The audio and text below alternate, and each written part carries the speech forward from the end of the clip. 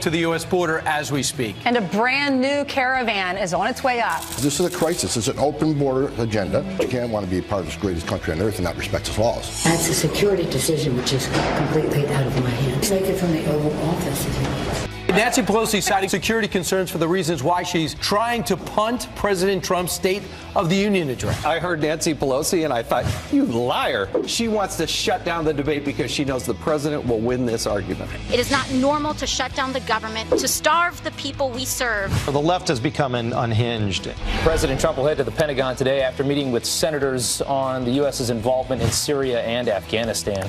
Every American wants our troops to come home, but I think all of us want to make sure that when they do come home, we're safe. A rising NFL star giving back to his community. Panthers running back Christian McCaffrey is sending an Army veteran and his wife to the Super Bowl.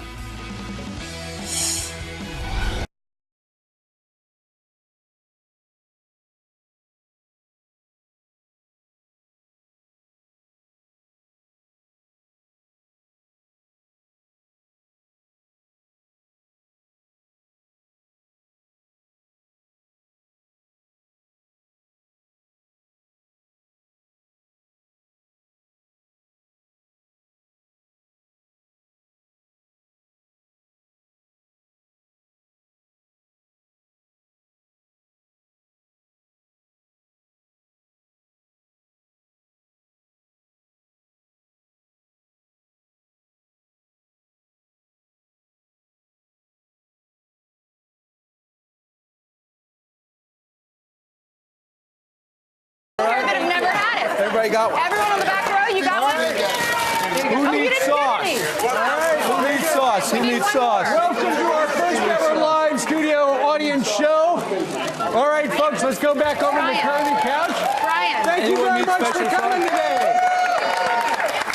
All right. Anyone needs special sauce? Anyone needs special sauce? Special sauce? What do you got? Does someone want to take over and pass it out? Thank you. All right. You know, the president had fast food for the Clemson team a couple of days ago. Today we have Chick-fil-A because there's a Chick-fil-A across the street. And by the way, ladies and gentlemen, Ainsley actually bought those out of her pocket for all of you. I love y'all. I love y'all. He doesn't know it, but I used his credit card. All right. Which means, of course, you're going to have to pay me back. All right? Nothing's free. There's one gentleman, this is his first Chick-fil-A sandwich. Can we see him take a bite and get his reaction? Oh, never had. He's a firefighter, a Marine. I've never had Chick-fil-A. I've always wanted to have it. Okay, take a bite. Go, go.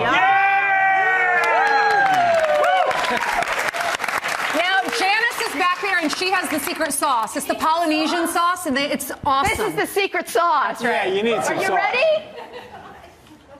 All right. It was close. One more.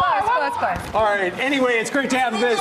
He's got it. Still great good. to have this big audience here today, and they're here because they love the news. And then in the news today, we're talking a lot about the President's State of the Union. Will he go up to Capitol Hill in a couple of Tuesdays? Because remember, second day of this year, the Speaker of the House, Nancy Pelosi, invited the president, but then yesterday, given the fact that the government was closed, she decided to go ahead and essentially say, Mr. President, maybe you shouldn't come this time. Steny Hoyer came out yesterday and said, this isn't final, and it's just if we can't get this shutdown solved by the end of the week. But she wrote this in this letter. Here's an excerpt. Sadly, given the security concerns, unless government reopens this week, I suggest that we work together to determine another suitable day. And she goes on, basically says, you could write it down and drop it off, or you could do it from the Oval Office. So kind of an insult, but this is political games and political theater.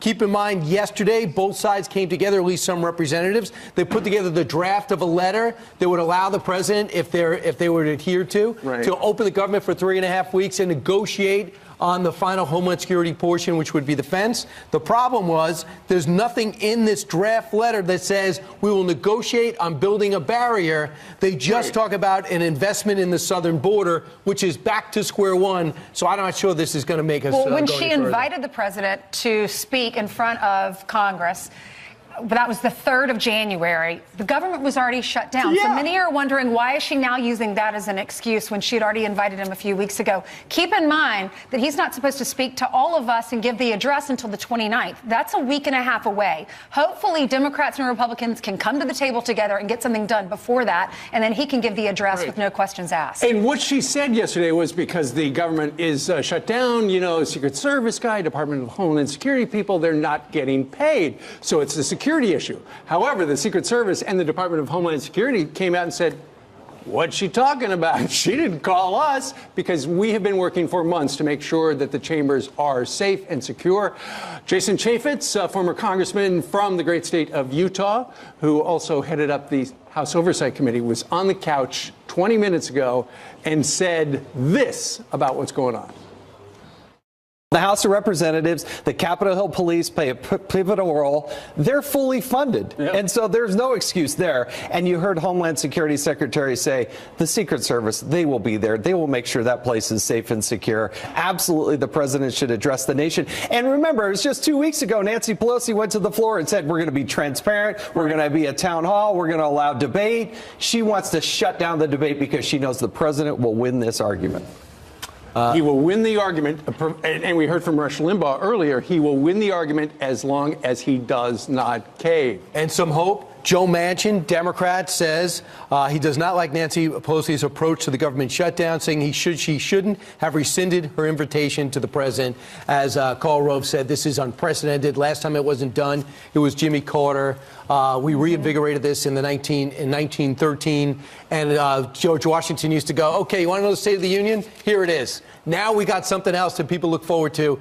And yesterday, here's how optimistic I am. I booked our travel because we're going to go to Washington, D.C. Right. I booked the travel to go because I believe there will be a State of the Union. Well, it'll be interesting because the famous line from the State of the Union is the president always says, the state of our union is strong or good. But in this time, would he say, the state of our union, not so hot right now. That woman behind me won't negotiate with me. I think you're right. I think that's why Nancy Pelosi doesn't want him to speak, because then he gets the attention and he can point to her and say she's the reason there's a shutdown. Well, the attention today is on the audience, and Brian, go over and talk to some of the folks about the news of the day. All right, now, so I know everybody's talking about the shutdown and how it affects everyone. There was a study out over the weekend that said 82% of the country does not feel the effects of the shutdown. Does anyone feel the effects of the shutdown personally? Darren. I just came back from Miami yesterday, and it was a real problem getting to the airport at Miami International. In addition to that, I was in the Miami Federal Court, and there was a shortage of U.S. Marshals in the court. So I clearly do see it. Yeah. And the more you engage the federal system, the more you see it. Or the average citizen doesn't necessarily engage the federal system, but once you do that, you will see it. All right. There's somebody here who flew. Who else flew yesterday? Vaduch? The Gooch? Is that your nickname? You have a nickname, the Gooch? Okay. So you flew yesterday from? Flew in from Texas, yes. And? No problem. All right, and they were working for free, basically, right? Yes, they were. And we thanked them. Every one of them we passed by. We thanked them very much. And you thanked them because they are working for free. And the bottom line is sometimes have to go into their credit cards to make the payments. That's right. And they're not going to get that interest back, sir. Yeah, I think that idea that they're working for free, they're working right now and not being paid, but the government will fund them once it opens up again, so they will receive their pay retroactively. All right, so I'm sure you guys all have seen the polls, the more generic polls, the Q polls, the Politico polls, and they show, the Washington Post poll, that the president is losing this argument, and the gap is only widening. When he was in the Oval Office 2.5 weeks ago, he said, it's on me. And a lot of people, his supporters, say, I'm fine with that because it's worth it. But in the general population, people maybe aren't as enthusiastic about politics or as involved as you guys are. He seems to be losing the battle. Who here wants to weigh in on how we could start persuading those people that maybe didn't vote for him that this is the right fight? Sir.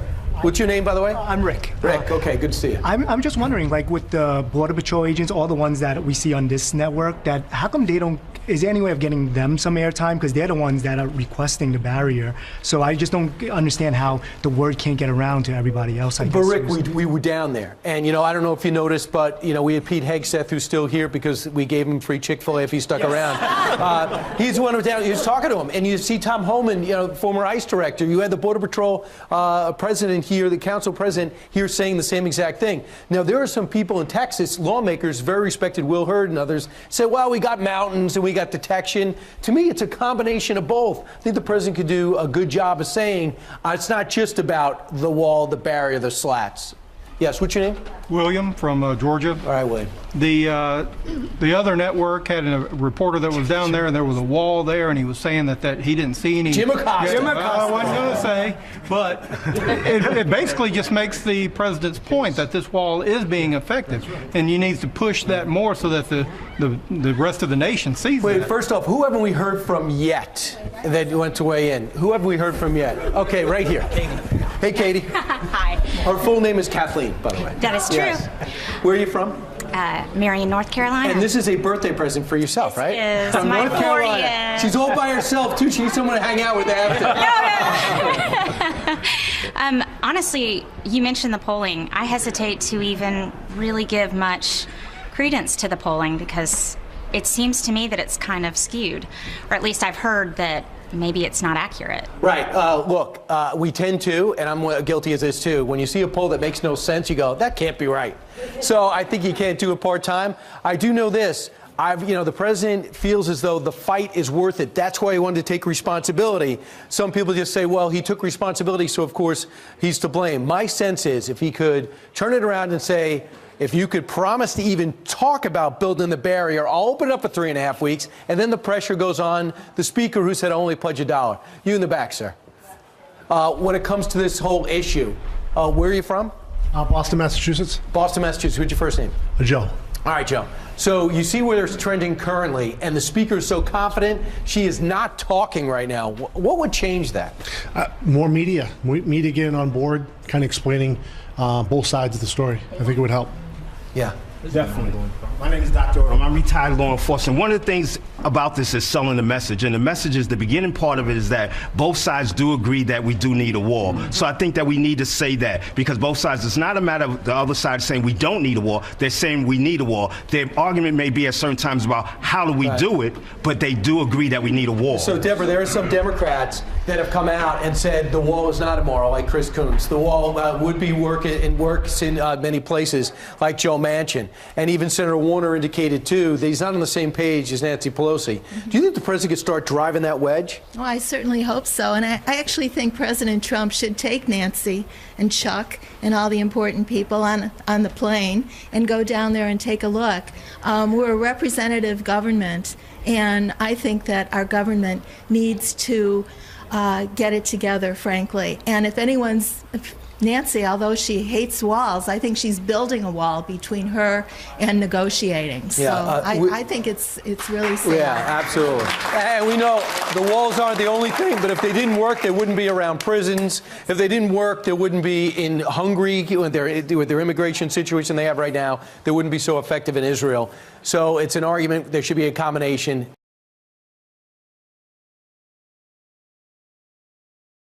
All right. First off, this is going to be a special privilege for me because I've never seen Bill Hemmer and Sandra Smith in person. I just tossed to them. But guess who's here? They're getting set.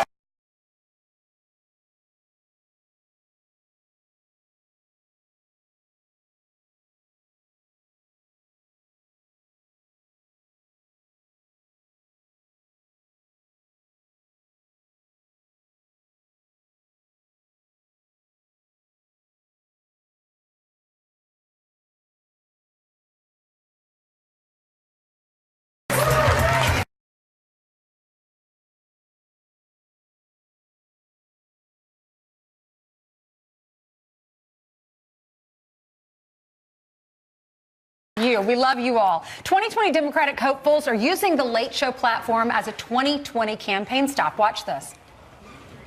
Do you have anything you would like to announce? I'm filing an exploratory committee for President of the United States tonight. Are you going to run for president? I might. I think the country needs new leadership. I think I can be the best candidate in helping to turn the country around, helping to defeat Trump. That's kind of where we are right now. Okay, so you're running. Hilarious. America's Newsroom co-hosts Sandra Smith and Bill Hemmer join us right now live to weigh in. Guys. Round of applause.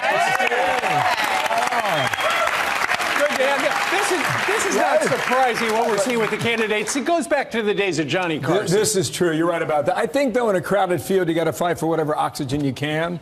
I mean, you can start it on social media, maybe a little bit that message goes to TV, but if you do it on TV, all that message can be controlled on social media. Now, Sandra, how hard was it? Usually you guys are sleeping still, right? I mean, before to be here. Well, by now you've told us to put our clothes on. Yeah, so that's true. we're usually Okay, dressed by now. So, but I mean, in particular, I understand there's a real push to get staff and to hire people. So if you're a candidate, you really can't, even though it costs money, you can't wait. So the late night show, you're going to get a younger audience. They're eager to get you on, right? And it benefits both. You're going to get a ratings boost. And let's face it, these late night shows have gone majorly political over the past couple of years. So it's a sympathetic audience and a wider reach than you're going to get on a cable news audience. Bill, do they have more of a benefit, those Democrats that are announcing on these shows versus the people like those that are still in Washington because they're busy trying to work on the government, and then you have these other candidates that are getting a head start. She's going to Iowa this weekend. The RNC had 17 in 2016. What do you think? What's the over-under for the dozen. Is it 24? Is it 36? Is it? Right now. I think, like, for the folks watching at home and the folks in our audience today, great audience, by the way. Yeah. You guys still have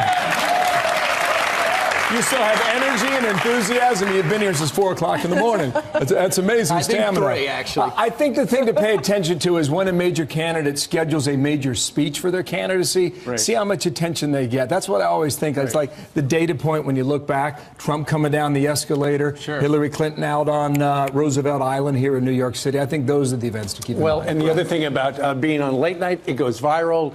Declaring on Instagram, it's viral. And it's on all the morning shows. Now, have you guys planned anything for your show? Yeah, you know what we're doing? We're doing KFC. because Chick-fil-A has been cornered. Michael Now, McKay. Ainsley paid for that. Are you going to pay for the KFC? Absolutely. If you'll eat it, I'll buy it. We'll go 50-50. All right, folks. You got Michael McKay on, right? Michael McKay, and the president has a big speech today at the Pentagon, so we're going to cover that live. VA Secretary is on with us as well. All right. Robert Wilkie. We'll be watching. Great to see All you right. guys. Thank you. Straight ahead on Fox and Friends, Senator Rand Paul. Come on down. You're the next contestant.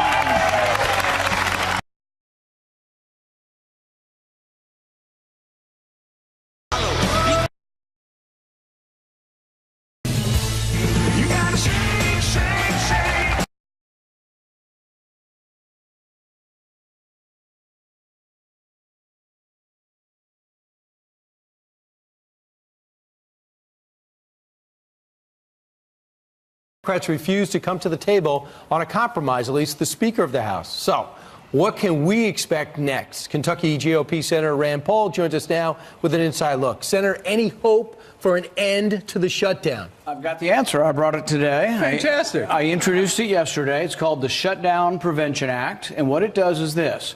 If Congress has not passed their appropriation bills on time and the government's going to shut down, the money keeps being spent, but at 1% cut across the board, everything.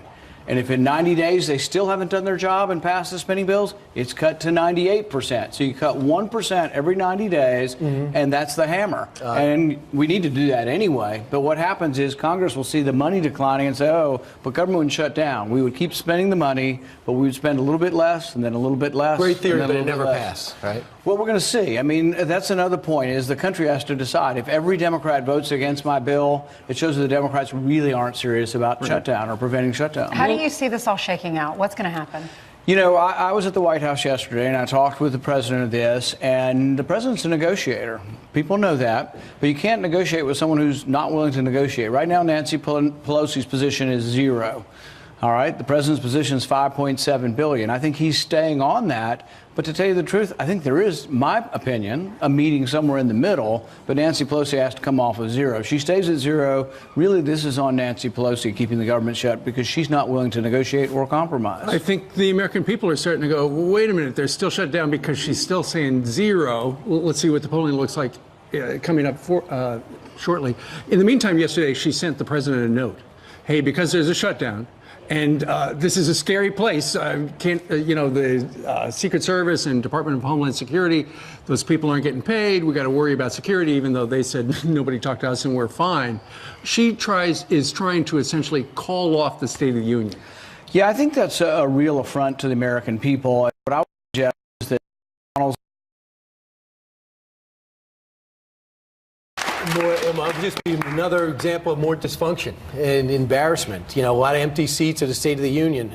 Meanwhile, yesterday, the tragic news of 16 deaths in Syria, in an area in which we occupied, 4 of which were American, 2 contractors and 2 soldiers. Lindsey Graham heard this as chairman of Judiciary. He was dealing with the Barr hearings, and he realized his greatest fear was coming true. As we leave a vacuum, ISIS is moving in. ISIS claimed responsibility. Listen.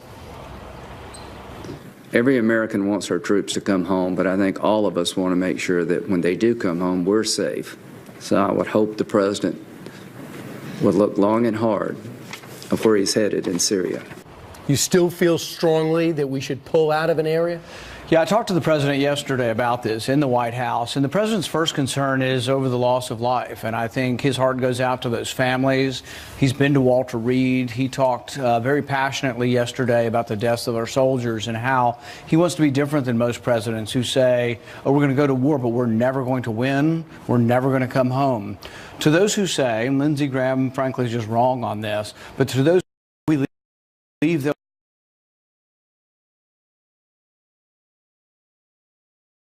of ISIS. There are a remnant of that. Can they not do their job? What I would say is that when Islam begins to police Islam, it's going to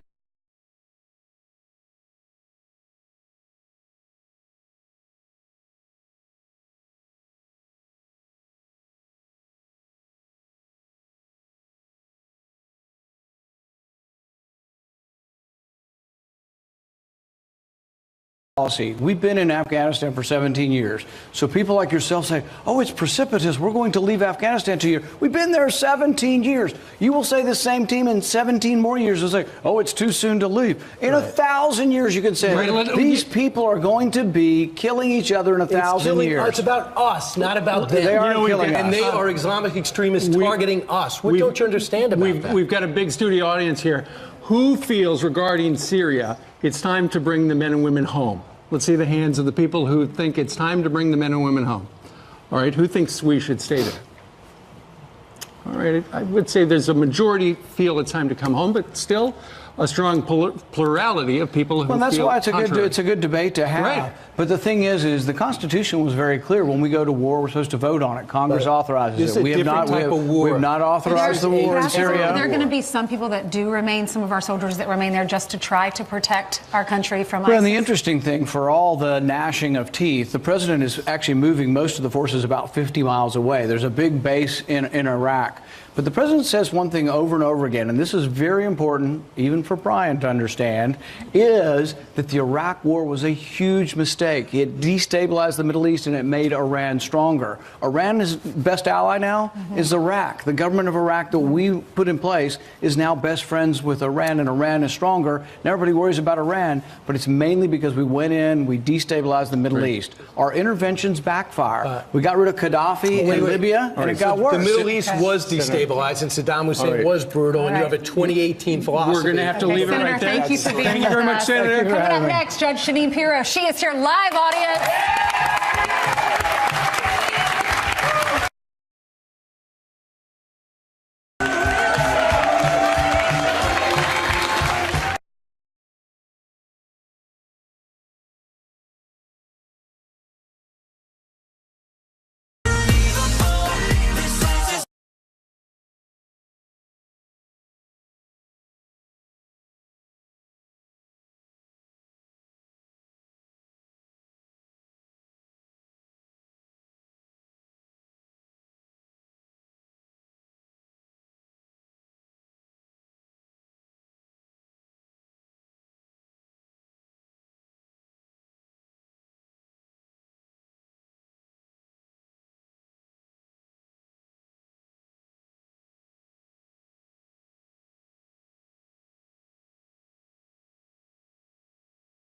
You are a celebrity. I mean, they were all standing up when you were walking through the door. Women were, I saw a lady in the back taking your pictures. You're coming in. They all love you, Judge. You know what? We love hearing from you. I mean, because we always just kind of talk to this, and the ability to hear what people are thinking, like you're all common sense people. What's wrong with the world? You know what? And that means a lot because this is the studio that you work in on the weekends as well. That's oftentimes. right. Judge, everybody's talking about this this government shutdown. Both sides are super dug in. How does it end? I'll tell you how it ends. You want to know how to end the shutdown? That's why I asked. All right, the way you shut down end the shutdown is you take away Nancy Pelosi and all the Congress people's checks. See how fast they will go into a room with the president. How dare you refuse an invitation for a working lunch in the White House? How dare you? And you go to Puerto Rico and you say you're working in Puerto Rico and you're watching a play and the lobbyists are there. This is a bunch of hogwash. If you care about the American people, the safety and security of the American people, if you care about the first order of government, which is the protection of its people, then you have to recognize there is a crisis. A caravan of 5,000 people is a crisis. There's a bigger one staging in Honduras right now. And these are from people from other countries, not just the Central American countries, that are suffering from economic deprivation and all kinds of issues. We've got Nepal and India, Afghanistan, Pakistan. I could go through the countries there. And we shouldn't protect ourselves. I have a door. I have a gate. Why can't America have a gate? Because it's immoral. That's baloney. She was that close. She was that close. Yeah, no, Mom, I wasn't anywhere near that. Your mom is watching. Judge, is there somebody that I know you have conversation with the president. Is there somebody on the left you think the president can deal with if he can't deal with Nancy Pelosi to break this? Well, I don't know who the powerhouses are in the Democratic Party right now. There's a bunch of loons on the left that I don't even know what planet they're from. All right, but there are Democrats who have said that we need a wall, a steel slab barrier. And by the way, make no mistake, the president has bent on this. He's got steel slats. He went from $35 billion to $5 billion, and now we've got money for humanitarian causes, detention beds, technology. We've got all that stuff. And by the way, they all wanted it when Obama was in. Give me a break. This is about stopping the president. This is not about governing. This is not about taking care of us. It's about having a hissy fit because they don't like the people elected Donald Trump. All right, Judge, a lot of people, let's get on up. We're going to go over to the people. Where are we going? Why did you pull me here? All right, now, who's got a question for Judge Jeanine? All right, this fella right here. What's your name, sir?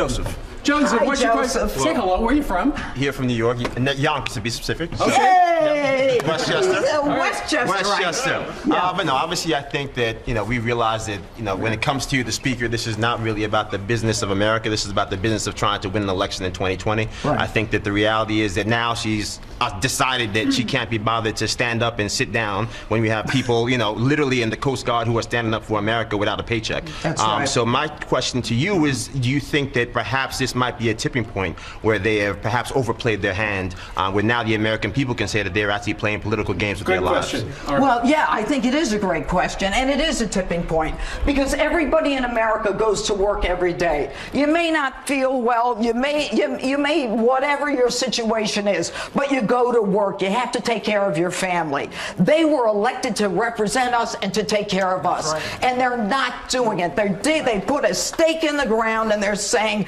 don't cross it, any of you. No paychecks, you said a moment ago. Yeah, well, that's what we have to do. Take away their paychecks. You can end it. Who else? This lady right over here. What's your name, ma'am? Diane, I'm from Long Island. Good to have you, Diane, from Long Island. What? Oh, okay. Good to have you.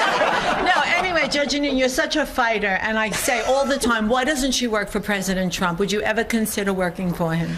Everybody knows I've known the president for decades, and he's a good friend, and I'm in the interest of being completely honest. I talk all the time about how I know him and I love him.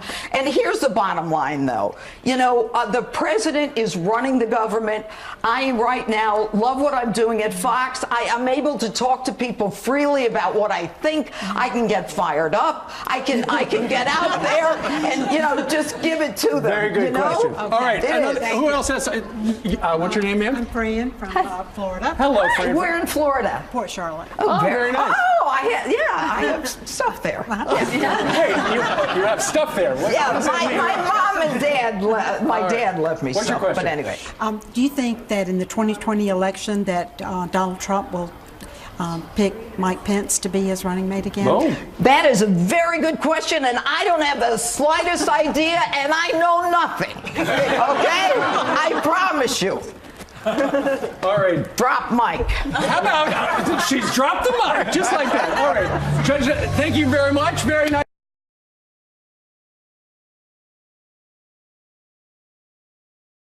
Who has a pop quiz for us? Come on.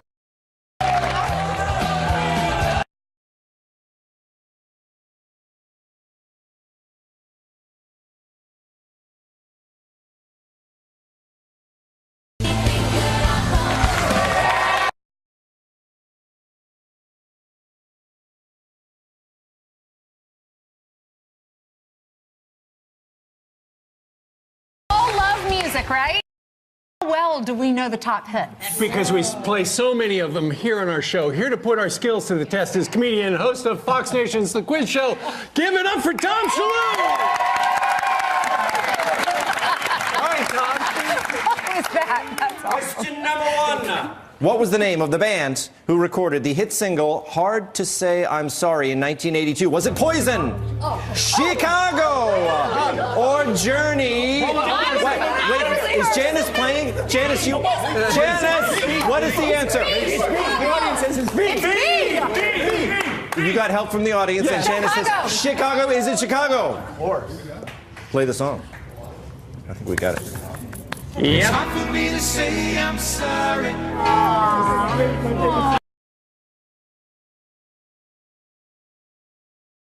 Hard to say I'm sorry. It really is. I mean, just throwing that up. All right. For you especially, Brian. Okay. And by the way, Janice is playing. We're on. What do I win? Usually she was keeping score. Here we go. And you guys can get help from the audience, okay? Which of Prince's songs reached highest on the charts? Was it Purple Rain, Little Red Corvette, or When Doves Cry? Okay, what do you think? Let's Ainsley wants to get this one. I think it's Purple Rain. No, I think it's A. Let's ask the audience. Ainsley thinks it's Purple Rain. What do we think? I think it's A lot of A, some C. What is It's it? either A or C. When Doves Cry.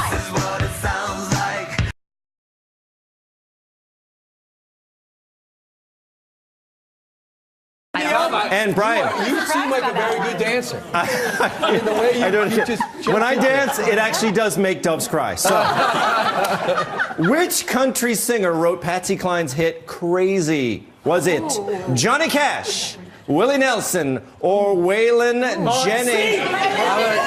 I'm going to say C. Susie says C. Let's ask the audience. What do you guys think? B. The audience says B.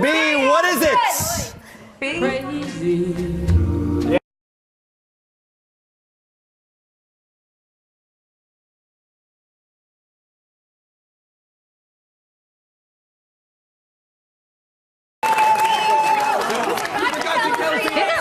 Come on, Tom. This song has often been called the unofficial national anthem. Only in America? God Bless the USA?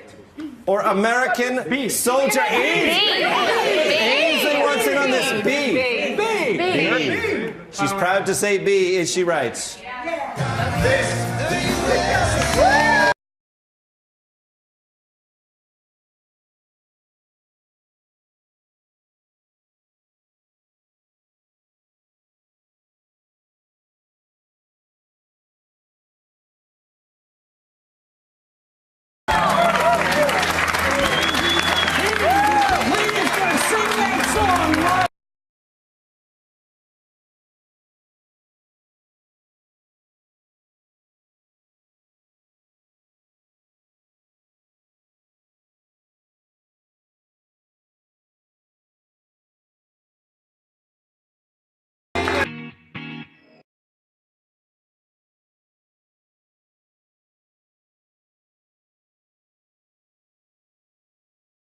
Of the men and women in the studio today have actually seen him around the world sing this song today. Well, I've been singing it for 35 years, so you know. Probably have seen it, right? And it really came to fruition when Bush 41 says he loved this song. You guys had a great relationship. Yeah, I toured with this campaign. I toured with Reagan as well. I've had the distinction of singing for 5 presidents at the same time, twice, at the Reagan Library, and then again for the hurricane relief show called Deep from the Heart.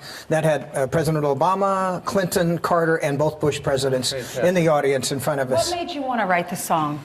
You know, I get that question quite a bit. I'm from California, and I didn't really travel much until I got my country music career. I spent another 20 years in Nevada. Right. So when I got to Tennessee, I began touring the country, and I found more of it than I ever thought I would ever see. Lee, is it going to throw you off if the people behind you are singing along? Oh, no, I would hope they do that. All right, let's get out of the way. Ladies and gentlemen, God bless the USA. Thank you.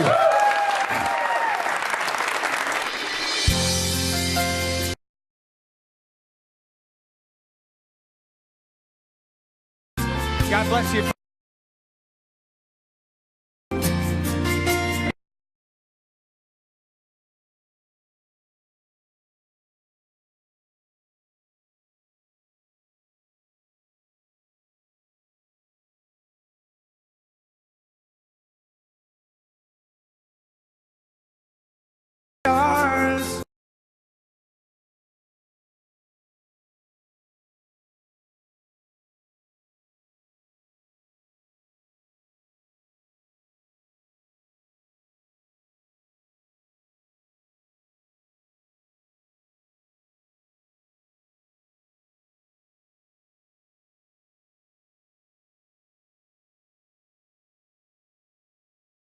Right to me.